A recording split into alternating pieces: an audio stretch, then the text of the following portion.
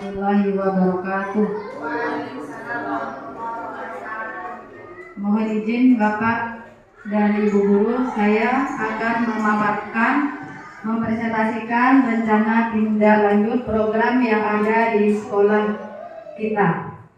Di sini saya mengambil tema asiknya permainan tradisional. Mengapa saya mengambil tema tersebut? Karena latar belakang yang saya ambil yaitu permainan tradisional Indonesia adalah warisan budaya yang kaya akan nilai-nilai luhur. Sayangnya generasi muda saat ini lebih tertarik dengan permainan digital yang cepat dan instan.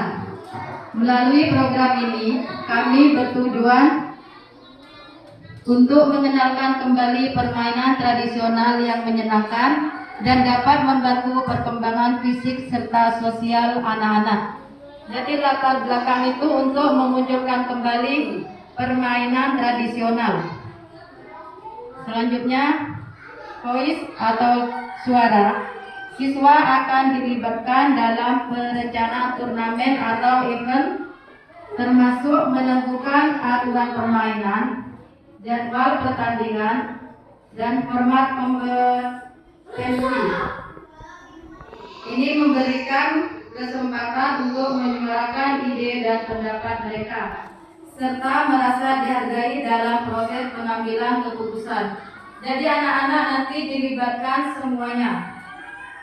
Choice-nya, siswa dapat memilih peran yang ingin mereka ambil dalam permainan tradisional tersebut, seperti menjadi pemain, pelatih, wasit, atau panitia turnamen.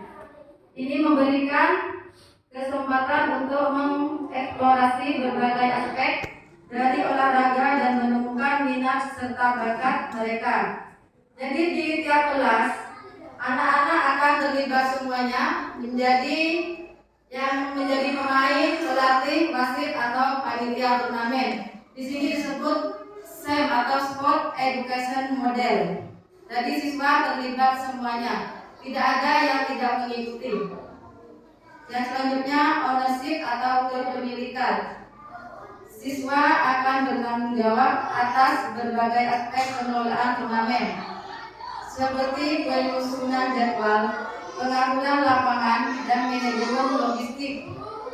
Memberikan mereka pengalaman langsung dalam mengorganisir acara dan mengembangkan keterampilan manajerial. Nah, konsep di sini saya mengambil SEM yaitu Sport Education Model, di mana semuanya panitianya yang melibatkan siswa. Jadi siswa yang menentukan jadwal, peraturan, nanti ada di TM, siswa yang menyampaikan. Selanjutnya, tujuannya sebagai guru PJOK, visi kami adalah menciptakan lingkungan belajar yang inklusif dan memberdayakan, di mana setiap peserta didik memiliki kesempatan untuk berkembang secara fisik, sosial, dan emosional.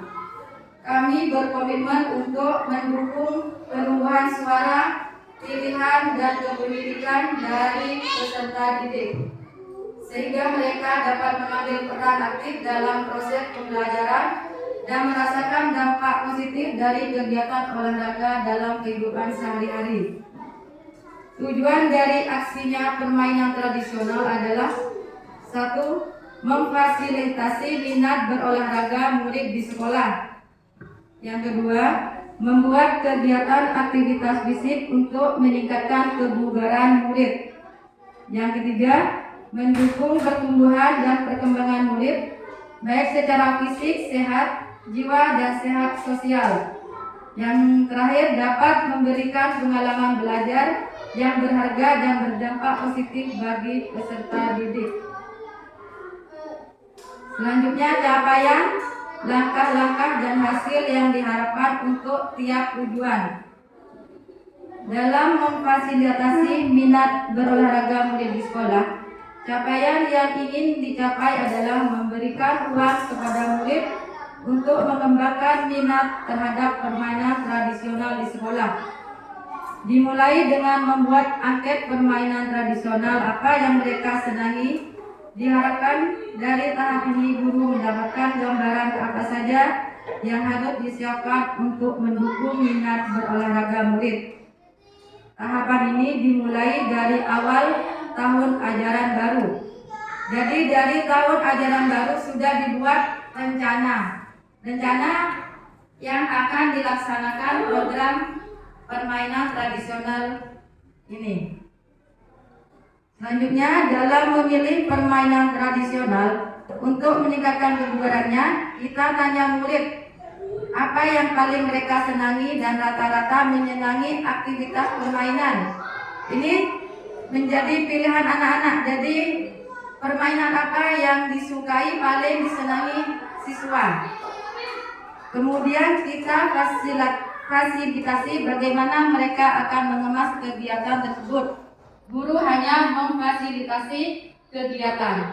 Jadi siswa yang menentukan permainan apa yang paling mereka sukai atau senangi anak-anak.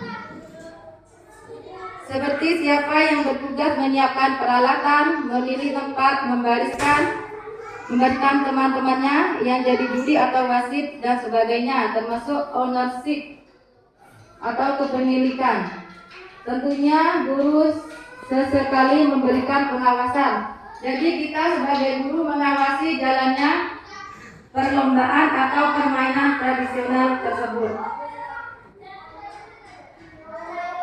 Diharapkan dengan diberikan kebebasan kepada murid ini, mereka belajar bertanggung jawab atau komitmen yang mereka buat bersama guru dan teman-temannya. Tahapan ini dapat dimulai dari tahun ajaran baru dan dilaksanakan pada saat kegiatan tengah semester. Jadi program ini direncanakan di tengah semester atau bisa setelah melaksanakan PAT. Anak-anak bisa melaksanakan atau melakukan pertandingan antar kelas. Dan di sini panitianya terdiri dari siswa kita sendiri. Guru hanya mengawasi dan memfasilitasi. Manfaat permainan tradisional. Yang pertama, melestarikan budaya dengan memainkan permainan tradisional. Anak dapat belajar menghargai dan melestarikan warisan budaya Indonesia. Kami akan memilih permainan tradisional seperti gobak sodor, engklek, dan lain-lain. Dari beberapa permainan tradisional ini, kita tanyakan kepada anak-anak permainan tradisional seperti apa yang paling diminati oleh peserta didik. Dan yang paling banyak diminati itulah yang kita buat pertandingan atau perlombaan di acara selanjutnya. Yang kedua, meningkatkan kebugaran. Umumnya permainan tradisional melibatkan aktivitas fisik yang dapat meningkatkan kebugaran dan kesehatan. Manfaatnya selain mengenalkan atau melestarikan budaya, yaitu meningkatkan kebugaran peserta didik. Selanjutnya, mengembangkan keterampilan dalam permainan tradisional. Anak belajar berinteraksi, bekerja sama, dan memecahkan masalah. Nah, yang di sini anak belajar keterampilan permainan. Anak diberikan kesempatan untuk bermusyawarah bersama teman-temannya, bekerja sama dan memecahkan masalah. Masalah apa yang ada di dalam timnya tersebut. Di dalam tim itu mesti ada pendapat yang berbeda. Bagaimana cara siswa untuk memecahkan masalah tersebut? Jadi siswa diberikan komitmen dan tanggung jawab. Selanjutnya, struktur program dan mitra dalam komunitas belajar yang ada di sekolah. Program ini merupakan kegiatan co-kurikuler di mana kegiatan ini dilakukan saat KTS atau kegiatan tengah semester dengan melibatkan kelas 1 sampai dengan kelas 6. Sebagai pelaksana adalah siswa kelas 6. Nah, di sini karena siswa yang lebih paham, lebih mengerti itu adalah kelas yang tertinggi. Jadi mengambil kelas 6 untuk menjadi panitia dalam perlombaan tersebut. Langkah awal yang harus dilakukan adalah dengan memperkenalkan permainan tradisional kepada anak-anak. Kemudian anak diberi kesempatan untuk memberi informasi lebih lanjut tentang permainan yang mereka pilih tersebut. Kemudian siswa diberikan peran dengan memilih peran yang mereka inginkan, seperti menjadi pemain, wasit, atau panitia, sehingga siswa dapat berperan aktif dalam perencanaan dan pelaksanaan program permainan tradisional. Selanjutnya, komunitas belajar sekolah menjadi wadah untuk berkolaborasi, seperti guru PJOK yang berperan dalam mengembangkan materi dan aktivitas, serta menyiapkan rubrik penilaian. Guru kelas memberikan bimbingan kepada siswa terkait pemaparan, pengambilan video, dan menyiapkan presentasi, serta kepala sekolah sebagai penanggung jawab atas pelaksanaan guru dan memastikan dukungan yang dibutuhkan. Nah, di sini setiap guru mendapatkan peran masing-masing, seperti contohnya di sini guru agama. Guru agama sebelum melakukan kegiatan, sebelum dan sudah melakukan kegiatan bisa memimpin doa. Begitupun guru kelas sudah dijelaskan di sini, siswa memimpin siswanya di kelas, ya, itu peran dari guru kelas. Kepala sekolah menjadi penanggung jawab atas program yang dilaksanakan. Jadi pihak guru mendapatkan peran masing-masing. Begitupun peserta didiknya. Selanjutnya, pernyataan tentang kapasitas yang dimiliki kelas atau sekolah. Yang pertama, modal manusia yang terdiri dari kepala sekolah, guru, orang tua murid, dan komite sekolah. Di sini sudah terlibat semua kepala sekolah, guru, orang tua, dan komite. Modal fisik, di sini tidak ada lapangan, jadi modal fisiknya hanya halaman sekolah. Kita manfaatkan untuk pelaksanaan lomba tersebut. Selanjutnya, modal lingkungan, udara bersih dan area halaman sekolah. Di sini sudah termasuk area udara yang bersih. Yang terakhir, modal finansial pendanaannya dari dana BOS. Selanjutnya, rencana evaluasi tentang pelaksanaan program tersebut. Yang pertama, umpan balik siswa. Yang kedua, dokumentasi kegiatan. Yang ketiga, pengamatan selama kegiatan. Nah, di sini harus ada umpan balik siswa. Kami akan mengumpulkan umpan balik dari siswa melalui kuesioner dan wawancara untuk mengetahui pengalaman mereka. Jadi setelah pelaksanaan, kita anak-anak memberikan umpan balik tentang apa yang mereka laksanakan. Yang kedua, dokumentasi. Siswa yang tidak bertugas akan mendokumentasikan kegiatan melalui video dan foto. Jadi siswa yang tidak mendapatkan peran dikasih tugas seperti ini, dokumentasi kegiatan. Pengamatan selama kegiatan. Kami akan mencatat hasil pengamatan selama pelaksanaan program, termasuk kendala dan peluang perbaikan. Nah, di sini pengamatan selama kegiatan dicatat untuk mengevaluasi, merefleksi kegiatan seperti apa yang sekarang. Jadi untuk selanjutnya kita bisa memperbaiki kekurangan atau kelemahan yang sudah terlaksana di tahun sekarang. Untuk berikutnya biar lebih baik dari yang sudah dilaksanakan. Kemungkinan tantangan yang dihadapi. Yang pertama, cuaca hujan. Solusinya memindahkan kegiatan ke dalam ruangan atau mengatur ulang jadwal. Karena di sini ruangannya tidak memenuhi syarat, surplusnya kurang. Jadi kita lebih baik mengatur ulang jadwal. Contohnya karena hari ini jadwalnya pertandingan dan cuaca hujan, jadi kita atur ulang jadwalnya. Mungkin bisa dilaksanakan besok atau besoknya lagi. Yang tantangan yang kedua, Kegiatan sekolah bersamaan. Solusinya berkoordinasi dengan pihak sekolah untuk menyesuaikan jadwal. Nah, di sini mengatur jadwal lagi jika kegiatan perlombaan dengan kegiatan sekolah bersamaan. Yang terakhir, tantangannya evaluasi dan umpan balik. Solusinya melakukan evaluasi menyeluruh setelah pelaksanaan dan menganalisis umpan balik untuk perbaikan. Dokumentasi. Kemarin sudah diskusi bersama teman-teman dengan untuk pelaksanaan atau pembentukan KDS.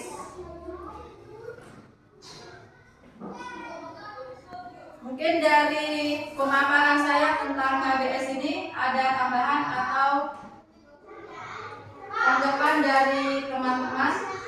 Monggo dipersilakan tentang permainan tradisional ini. Mungkin ada program lain yang mau dimasukkan atau tambahan. Monggo dipersilakan Ibu Afia. Assalamualaikum warahmatullahi wabarakatuh. Waalaikumsalam warahmatullahi wabarakatuh. Ini pemaparannya menarik karena memang PJOK selama ini merupakan salah satu materi yang paling disukai anak-anak. Nah, dengan adanya program yang seperti ini menyelipkan permainan di dalam pendidikan jasmani dan olahraga itu lebih menambah minat siswa juga. Tetapi masalahnya begini, apakah dalam permainan maksudnya apakah ada hubungannya antara permainan ini dengan materi yang ada di dalam kurikulum mapel PJOK? Dengan pertanyaan saya, terima kasih. Assalamualaikum warahmatullahi wabarakatuh. Terima kasih. Saya akan mencoba. Tadi pertanyaannya apakah ada hubungannya atau hubungan dengan kurikulum Merdeka. Nah, di kurikulum kan mungkin sudah sering melihat dan membaca ya, berpusat kepada peserta didik. Dan di sini kurikulum yang di program ini sudah dijelaskan peserta didik terlibat semuanya. Mungkin seperti itu. Cukup Ibu Amia. Mungkin ada yang lain. Saya batasi 2 pertanyaan. Terima kasih. Assalamualaikum warahmatullahi wabarakatuh.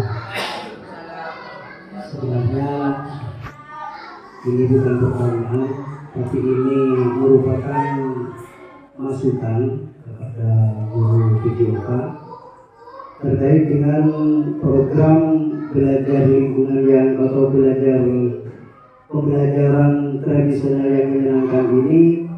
Saya sangat terinspirasi sekali dan sangat memberikan motivasi khususnya bagi kami sendiri karena program ini sangat diminati oleh peserta didik. Harapan kami bagaimana program ini ke depannya untuk ditingkatkan dan untuk dipertahankan di sekolah kita. Karena setelah saya melihat dan mendengarkan pemaparan tersebut, ini kayaknya sangat diminati oleh anak didik atau peserta didik kita. Harapan kami program ini untuk dilanjutkan, bahkan dengan kurikulum Merdeka ke depan ini anak semakin merdeka untuk melaksanakan program ini. Maka dari itu sangat saya setuju dengan program yang dilaksanakan oleh PJOK di sekolah kita ini. Mungkin ini masukan dari kami. Terima kasih. Assalamualaikum warahmatullahi wabarakatuh. Waalaikumsalam. Terima kasih masukannya dari Bapak Haji Wisdoyo. Untuk kedepannya, supaya agar program ini berjalan, mari kita sebagai guru untuk melaksanakan ini kita harus kompak, karena tanpa kekompakan program ini tidak akan berjalan lancar. Saya mohon dukungan dan kekompakannya Bapak Ibu semua agar program ini berjalan lancar. Siap. Terutama untuk sebagai penanggung jawab, mohon izin Bapak Kepala Sekolah, mohon dukungannya agar program yang saya rencanakan ini berjalan. Sudah cukup ya Bapak Ibu? Demikian pemaparan dari saya. Kurang lebihnya mohon maaf dan saya ucapkan terima kasih atas waktunya. Assalamualaikum warahmatullahi wabarakatuh. Waalaikumsalam warahmatullahi